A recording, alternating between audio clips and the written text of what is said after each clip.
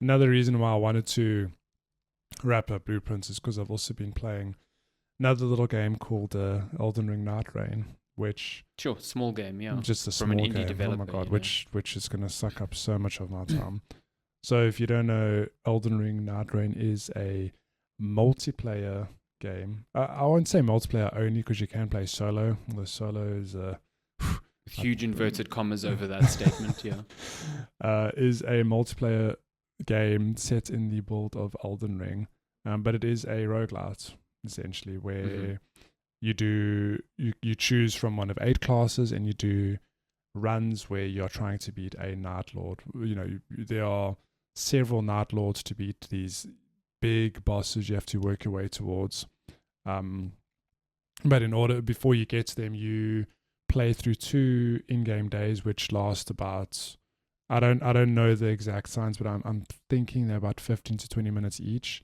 And you use those in-game days to explore like a much smaller version of locations that look familiar. This game is not set in, it's set in the lands between, but it's not Limgrave. You're in Limfeld. Okay. But it's populated with very much the same sort of enemies you've seen in Elden Ring, similar locations, and you basically just roaming this land to get levels, gear, etc., to be strong enough to face the Night Lord at the end of day, which is what happens on day 3. You fight this big boss. Okay.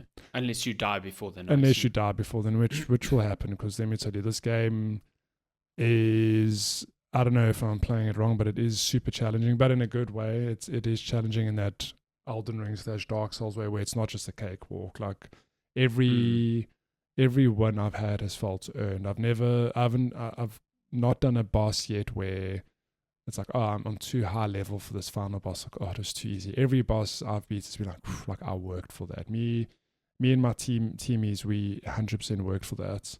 And it's fun. Like, I know the difficulty will put some people off, but if you played Elden Ring or you've played a Dark Souls and you thrive in, learning the game and getting good, quote unquote, learning how the systems come together and then getting the perfect run, it feels good. And it's interesting because it's not without problems, but it's interesting that they've pulled that off on a, in a multiplayer sense where you have to rely on other people to help you get to the end. And I think that's where a part of the game's problem does come in, is that you could just, there's no like a form of in-game communication, there's no in-game dialogue, etc. So you might just pair up or end up with a trio. Oh, so you play with 3 people. Sorry, I don't know, I didn't say that. But you might end up with a pair of teammates who have their own idea of what they want to do, what objectives they want to hit on the map. And I think going off and soloing is viable, but it's not really been the best way to play the game in my experience. I found sticking together as a trio to take down bosses, or 2 of you become a duo and the other third person is just is off doing something else, but not anything too difficult that they're going to die. That sort of works. But yeah, it can be pretty punishing. I think I've had runs ruined where, so if you die in this game, during any of the days, you'll just lose a level, but you can go pick up your souls. Okay. But even losing a level can be hugely detrimental, particularly in the late game when you want to be as high level as possible to have the best chance of beating the final boss. But I've had and so you, during the day, if you die, you'll respawn. You can go, get your souls, whatever. The only way you end a run is if you are you're facing a boss at the end of the day, and you die. You all die there, then the run's dead. But I've had runs ruined where, something goes wrong and you lose like a level, and it becomes difficult to keep up with, the progress of the game. But if you can pull it off and stick things out and get the right sort of teammates and the good run going, it feels good to play. It's like everything you love about Elden Ring, just in these bite-sized runs. I think a run probably takes like 45 minutes to an hour max. Okay. And it just drip feeds you that same good feeling of, you start a run, you're leveling up, you're getting good gear, the sort of thing you get in a roguelite anyway. You know, you're getting buffs along the way, and you're doing a build as you go, and it might not be the same when you do, you know, your next run, whatever. But yeah, it's The thing I'm noticing from this footage is it is fast. It's fast. Like, yeah, it's like a you are breakneck running. pace. You are it is crazy fast. You don't take full damage. No. I see here. Makes You traversal have so much simpler. your sprint also doesn't seem to be Faster. mapped to your stamina. Like you don't lose stamina when you sprint. So it's like Elden Ring, where remember sprinting when you're not in combat doesn't take stamina, but when you're in combat it'll definitely take Right. stamina. Okay. That said, you've seen how fast the sprint is, right? You can use that in boss fights, whatever now, and I'm scared to think how I'll live in a new Dark Souls Elden Ring without this pace. You can't run like this, yeah. You being able to just sprint away from an incoming boss attack, whatever. But yeah, because this is ridiculous. This almost looks like someone enabled like a speed mod on the game. What do you mean? It's just gone full anime. It's nuts. Like even your attack speed. I'm watching you like wail on enemies. No, so that's just the class I'm playing. So the Duchess, she's the agile, fast-paced, dagger-wielding class, basically. Okay. What was I going to say? I've blanked out now. No, yeah, you're right to notice the pace of the game. It is breakneck fast. I think, like you, for example, if you pick up the game and you want to try it for the first time, it'll seem there's a lot going on. It takes a while to sort of get into a good groove or understand how a run should work. Because the thing is, you dropped into the map and you can see all the key locations highlighted, and every key location will have a reward or something. So where before you start a run, like, I want to try take down this Night Lord. You get to choose from the 1 of 8, whatever, and you'll go, okay, this Night Lord, it says outright, like Monster Hunter, like it's weak to poison. Okay, so I should pick up a poison. Oh, so you actually choose your target before you take on a run. You choose your target, yeah. So you go, okay, cool, this boss is weak to poison. I have to make sure that I hit a camp that has a chance of giving me a poison weapon as a reward. And you can see that on the map. It'll have an icon. So, like, I have to make my way there. But in doing your run as well, you need to try pick up the right sort of weapon. You need to obviously level up, and leveling up, killing things on the map is the way to level up. So you want to take down bosses. Bosses also drop, if you're looking at the stream now, like they drop buffs or weapons. So you have to choose what you want. So you're trying to do all of that.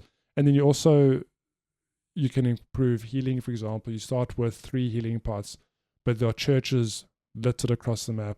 You remember from Elden Ring, there's like statues of Marika where you can up your flask. Those are all over the map. You have to make sure you go to some of those to up your maximum flask count. There's a mine, there are mines, for example, where you can get smithing stones to upgrade your weapons. So when you think of all of that, you go like, okay, what do I prioritize? It's a lot to take in the first time. But the more you play the game, you start getting into a rhythm or flow. Cool, I'm going to sort of, I'm landing on the map in the north. Let me have a quick look. Okay, I'm going to snake my way down and tick off these things. But you want to be as fast as you can because you obviously want to max out your possibility of beating the Night Lord. And it is fast. I feel like you have to be so quick in reading weapon descriptions or buffs, and you have to like choose it, and you have to just sprint out of it to the next objective, else you're not going to keep up with the difficulty of enemies and the bosses you encounter at the end of each day. And the circle that's encroaching on you. Yeah, it's funny because it's Elden Ring meets Fortnite. There's a circle that closes in periodically, and you can be in that storm for a little bit, but it's not fun getting caught out in the storm, because then what happens is you not only die and lose your souls. If you're at the end of day 2 before you fight the Night Lord, you cannot go get those souls. They're just dead.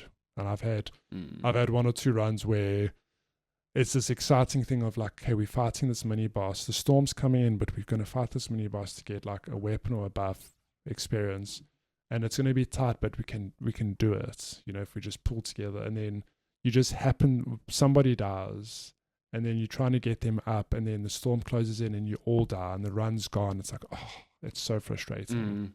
But when a run comes together, I've heard mixed things about the revival mechanic because you essentially have to attack your teammate to bring them back up. It's just very, I get why. How else would they do it? Is it a thing of, is it the Fortnite thing where you just go stand over them and you know, there's an animation? But the reality is that when there's a boss attacking you, it doesn't make sense to be stationary and just like revive your teammates. So I get why they did it. It's a weirdly annoying thing when you're playing like the Wilder, for example, who primarily uses his big like great swords or big weapons, and you lock onto your down teammates and you throw your attack, but it just like goes over them and it misses. You're like, okay. Oh God. Like I'm frantically trying to get this dude up before the boss attacks me and I keep missing, or like it's hit or miss sometimes, like literally. I've almost heard that the archer is becoming like a standard pick on teams because they can heal you from afar, and so like if you are the only person left and the boss is just aggroing you, you actually have a chance of getting your teammates up, whereas other times it's almost impossible. Yeah, so the way it works is that every time so there's sites of grace littered around the map. You use them to level up and obviously replenish your potions. But if you go down, if you get down once, I don't know if you did notice, there's like a bar, there's an icon that appears. It's like a circular bar. It has 3 segments in it. Okay, so if you go down once, your teammate only has to fill 1 segment to get you up. Okay, but if you go down again in the same fight, it's 2 segments, and again, if you go down again, it's 3 segments. Okay, which means that the more you go down in a fight, the more difficult it is to get you up. When that bar requires 3 segments, it takes like too long to revive a teammate. It's very difficult for a single person to get you up if you need 3 segments filled. Now imagine you are the last person alive, your 2 teammates are down, and you have a boss aggroing and you need to try to fill those 3 bars. It's like impossible. Even with the archer, I'd say like shooting arrows from afar, it works. It's probably the best way to do it, but it takes too long. And it's one of those weird things where to me I'm like, that could be a bit fairer. Like it's a bit shit to lose a run after an hour because it takes so long to revive a person. But then I've been on the Reddit, people are like, no, the game's like perfect. You should just get better on that. I've seen some very like diametrically opposed opinions on that, but the revive mechanic seems to be a sticking point for a lot, where it's like it needs to be changed or like improved in some way, because it does, like you said, you get to the end of an hour long, and just because of not being able to hit your teammate fast enough, you lose that run. Seems a bit strange. Yeah, I should mention that if you're trying to, I've been saying you fill the 3 bars, you're actually trying to like decrease the bar to 0, if that makes sense. You're trying to unfill it. If you say you hit your teammate down, you get them to half, but if you don't attack them for a few seconds, that bar fills up again. You're going to start from scratch. Oh, that's fucked up. That is too much. I'm like, they should probably drop that, or just make it that it fills way slow, because it's like, oh no, you're dodging the bar. Sorry, like your teammate needs full 3 bars. No, that's crazy. I think that's an easy win. Then you just prevent that like filling up mechanic, and you've already made it better. Yeah. Well, what it has been great to see is that they've been very fast to drop patches for a number of concerns with the game. I know, like I said earlier, the game's not really meant to be played solo, but they have dropped a patch already to make it a little bit easier to do solo play. They're working on a duo mode. So I've been playing with John Michael, which has been great because I've had a friend and then we're playing with a third random. But even just having the one friend to communicate with has been super helpful. So I'm hoping that they keep listening to the community and they go, okay, actually, let's make the revive a little bit more straightforward or something. Like, I think this is a game. It's weird because it's a live service Elden Ring game, which would never have been on my bingo card. But they probably will keep supporting this. I think they have plans to add more bosses and more classes, whatever. So I'm pretty sure we will see quality of life things over the next few months to just keep making the experience better. And I will say, like, it's got its frustrations, but I've been enjoying my time with it. I've played maybe 16-ish hours already. I've had some great times. Like when a run comes together, like I said earlier, when a run comes together and you beat one of the Night Lords, like it feels good. It's the same rush of beating a boss in Elden Ring, but it's strange because you've done it with other people. But yeah, it is good fun, if not without a couple of hiccups that would be great it would be great if they addressed them. Does this make you excited for the multiplayer game coming to Switch from Software, the Duskbloods? I'd be interested to see. Bloodborne thing? Yeah, I'd be interested to see more of what it is, because I mean, maybe even this game is like a middle ground of them experimenting with the multiplayer and the infrastructure. You know, how does that work? How does that feed into their Switch game? Yes, we'll see. I'm curious to see how that works, because it does seem interesting that they've gone from a multiplayer game and their next announced game is also another multiplayer game. Like, I know that Nightreign was almost an experiment for other developers at From Software to try something. I think Miyazaki spoke about that previously. It's like, they have designers there that want to try ideas, and this is sort of like a test bed for them to do that. So I wonder what Duskbloods is in response to this, or if it was just a happy accident that both ended up being like multiplayer games. Yeah, and I think it might be a bit of everything. I don't think From Software are now only making multiplayer games. I think we will inevitably get the Elden Ring to, hopefully the Bloodborne to, Dark Souls 4. I think an Elden Ring 2 is like, I mean, considering it sold like over 30 million copies, almost. Yeah, it'll be a certainty. I'm not opposed to seeing, more multiplayer stuff. I think it's not everyone's cup of tea, but I'll play Duskbloods happily. If they can pull off, I'll give it a go. Yeah. If they can pull off how, I mean, I know this builds off Elden Ring, in that whole world and existing weapons and but I mean, if they can make a multiplayer game like this work, a roguelike work, then I'm pretty confident they can do something else pretty cool with other multiplayer titles.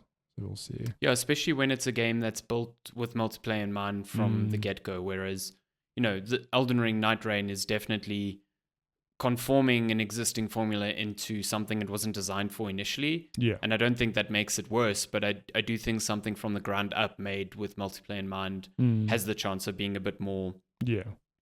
I don't want to say polished, because I don't think Nightreign is unpolished, but like maybe a bit more refined in terms of how certain mechanics work. Yeah. Yeah. It's a good time though. Come play cool. with us. I'm glad you are enjoying it. It's been an interesting thing to watch unfold, because it's not been the slam dunk, like at least critical response that you expect from a From Software game. But you have to give credit for studios to experiment. I think so. Yeah, I think it's cool that it exists. Put it that way. Also, I will say it's not a full-priced game, which is pretty cool.